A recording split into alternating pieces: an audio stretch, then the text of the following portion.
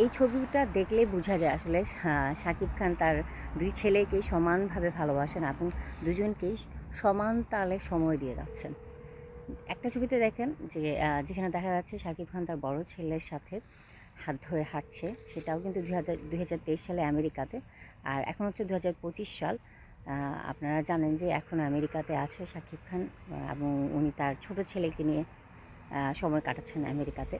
So আসলে আমি বলবো মানে নির্দ্বিধায় শাকিব খানকে নিয়ে আমরা যতই মানে আমরা বলতে অনেক অনেক অনেক মানুষ, বেশিরভাগ মানুষ কিন্তু শাকিব খানকে নিয়ে সমালোচনা করছেন, হ্যাঁ, তার পার্সোনাল বিষয় নিয়ে সমালোচনা করছেন।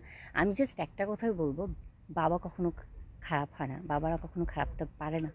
সো বাবা বাবাই, আর শাকিব খান হচ্ছেন একজন আদর্শ বাবা। তিনি এখন পর্যন্ত তার মানে সন্তানদেরকে এতটা ভালোবাসেন, এত ভালো সময় দেন, যেটা আসলে চোখে পড়ার মতো।